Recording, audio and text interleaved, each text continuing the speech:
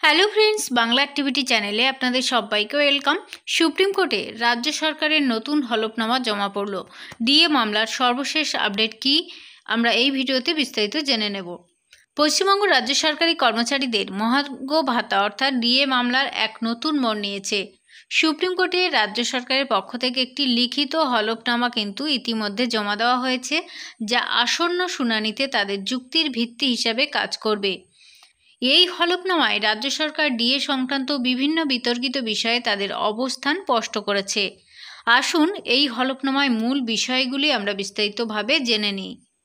রাজ্য সরকার তাদের হলফনামায় দাবি করেছে যে জুন 2006 থেকে জানুয়ারি 2009 পর্যন্ত পশ্চিমবঙ্গের সমস্ত কর্মচারীকে ডিএ প্রদান করা হয়েছে। বিভিন্ন কর্মচারী সংগঠনের পক্ষ থেকে যে দাবি করা হয়েছিল যে এই সময়ে কোনো ডিএ বা বৃদ্ধি দেওয়া হয়নি, তা সরকার সম্পূর্ণভাবে খণ্ডন করছে। সরকার জুন 2006 থেকে জানুয়ারি 2009 পর্যন্ত ডিএ প্রদানের একটি বিস্তারিত তালিকা পেশ করেছে, যেখানে বলা হয়েছে যে 50% ডিএকে ডিয়ারনেস পেতে অন্তর্ভুক্ত করার কথা উল্লেখ করা হয়েছে। তাদের মতে এই সময়কালে ডিএ প্রদানে কোনো ফাঁক ছিল না, সমস্ত বকেয়া মিটিয়ে দেওয়া হয়েছে। রাজ্য সরকার আরও স্পষ্ট করেছে যে রোপা 2009-এ উল্লেখিত 1 এপ্রিল 2008 থেকে প্রকৃত অর্থ প্রদানের বিষয়টি পূর্ববর্তী ডিএ প্রদানকে অস্বীকার করে না।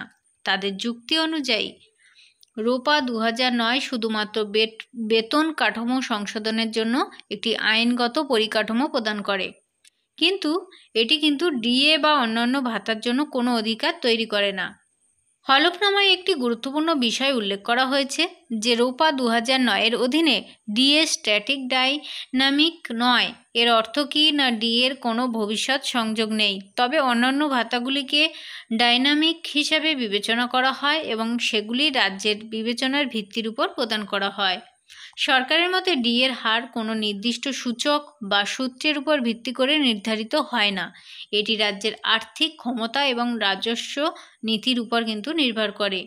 ডিএর হার সূচকের গড় থেকে উদ্ভূত নয় এবং ভবিষ্যতেও সংশোধিত সূচকের উপর ভিত্তি করে না। রাজ্য ও কেন্দ্রীয় সরকারের ডিএ হারের সাথে সমতা বজায় রাখতে বাধ্য নয়, কারণ কি না, ডিএর হার উপলব্ধ তহবিল এবং আর্থিক ক্ষমতার উপর ভিত্তি করে স্থির করা হয়। যেমন দিল্লি এবং চেন্নাই কর্মচারীরা কেন ভিন্ন হারে ডিএ পান তার ব্যাখ্যা সরকার দেওয়ার চেষ্টা করেছে। তাদের মতে এই শহরগুলিতে জীবনযাত্রার উচ্চ ব্যয়, মুদ্রাস্ফীতির কারণে ডিএর হার একটু বেশি করা হয়েছে। সরকার আরও স্পষ্ট করেছে যে চেন্নাই তামিলনাড়ু সরকারের ডিএর হার গ্রহণ করেছে, কেন্দ্রীয় সরকারের নয়। রাজ্য সরকারের এই হলফনামা ডিএ মামলায় তাদের অবস্থানকে আরও বেশি শক্তিশালী করার একটি প্রচেষ্টা। এখন দেখার বিষয় সুপ্রিম কোর্ট এই যুক্তিগুলোকে কীভাবে গ্রহণ করে এবং মামলার রায় কোন দিকে গড়ায়।